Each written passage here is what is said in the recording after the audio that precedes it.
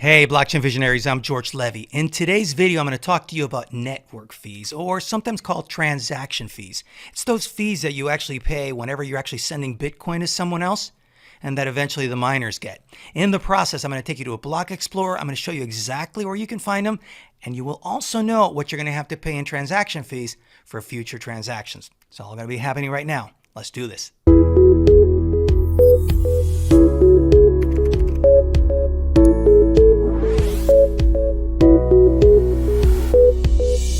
So to go through this lesson, the first thing that I want to do is I want to take you to a block explorer. If you're not familiar with a block explorer is a tool that you can use to actually look at what's inside a blockchain. So today we're going to focus on a block explorer that focuses on the Bitcoin blockchain. And to be specific, I'm going to take you to a website, which is blockchain.com, but their block explorer is found at blockchain.com/explorer. Let's go there right now. So when we go to blockchain.com/explorer, what you find is that it has a full selection of all the different blocks that are on the Bitcoin blockchain. So as you look through it, you will find that the most recent block is actually 657,884, and you find out information about it. For this case, specifically, they don't have the actual miner that mined that block. It's unknown. But you have for the other ones, for example, this is Poolin, this is F2 Pool, you've got Ant Pool, you've got all of these. So the reason why I want to get into this is because I actually want to start looking at which block I want to focus on. I want to get a block that has a lot of transactions inside. Why? Because when miners mine a new block, they actually receive a reward. They receive a block reward consisting of 6.25 new Bitcoins as of the time of this video, which is November 20th, 2020. But they also receive all the transaction fees for the transactions in that block. So to be specific, I'm going to be looking for a big block. And as I go through these, I'm actually going to be looking, I want to focus on block number 873. I chose this one before because it's actually quite big. You know, the limit for Bitcoin before SegWit was 1 megabyte in size. This is actually 1.4 megabytes in size. So when you drill into it, what you find is that this block actually has 2,738 transactions inside. Now, the key area where I want to focus on specifically is this field called block reward and fee reward. Because as you can see, the block reward is 6.25 and the fee reward is 0.5526456 Bitcoins.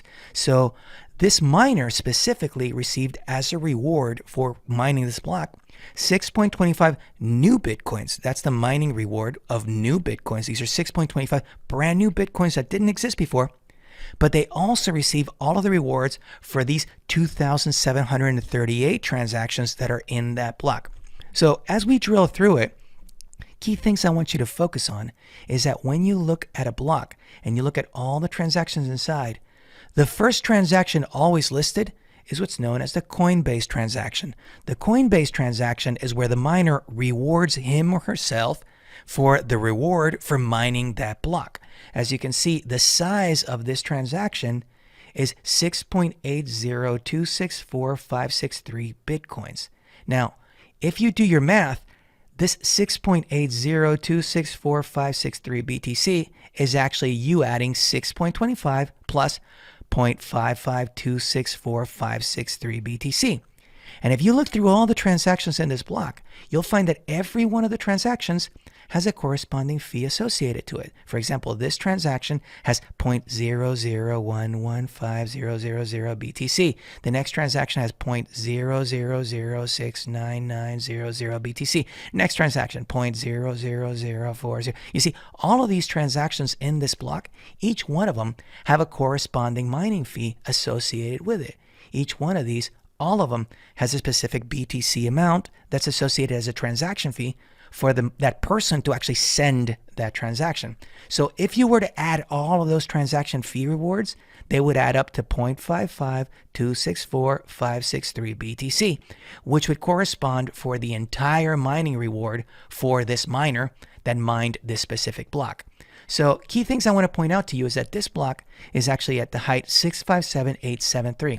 Now, I actually chose a second block that I wanted to show you for the purposes of this video, which is block number 657,863. If I actually pop open block number 657,873, what you find is that this block only had one transaction. That transaction is exclusively the Coinbase transaction. You see, this is possible to do in Bitcoin. It is possible for a miner to simply create an empty block with just one transaction, the Coinbase transaction. In this case, this miner, which we don't know exactly who it was, rewarded themselves with 6.25 brand new Bitcoins, but no fee rewards because there were no fees included in this one specific transaction. So there were no other transactions other than the Coinbase in this one block. This block 657863 only had one transaction. This is very different from the other block that we actually looked at, which actually had multiple transactions. One key thing that I want to point out to you when it comes to these transaction fees, when you actually send transactions on the Bitcoin blockchain, the fees that you pay vary.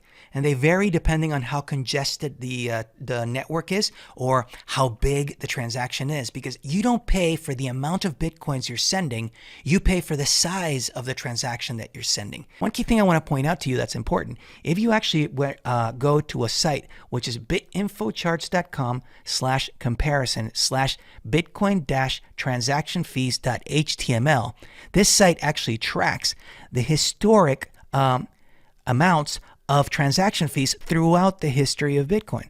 And you can actually see how the transaction fees actually spiked when we had the last bull run in early 2018.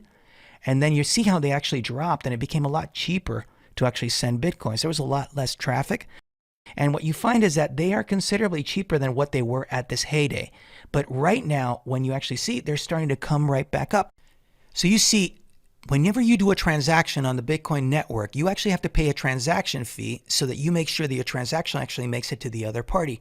And that's because miners actually have a selected amount of space that's limited into how much they can actually fit into a block. That's why you don't see all these blocks are now like 5 megabytes, 8 megabytes, 10 megabytes. There's actually a limit on the Bitcoin network as to how many transactions you can fit onto a block. So as a result, when miners are selecting which transactions to include on a block, they actually look at how much the different people pay for the network fees. So whenever you're selecting your network fees, you might be given the option in your wallet. It might say priority, which means you actually pay a little bit more. So actually your transaction makes it on the next block. Or it might say regular. If you say regular, it might take you more than an hour for your transaction to be included in a block. So these are things you need to know about whenever you're dealing with Bitcoin. But now you know how you can see where these mining fees are actually listed on a block explorer. And you also know where you can see historically where the price of Bitcoin has been, as well as the average amount of network fees that you can expect to pay.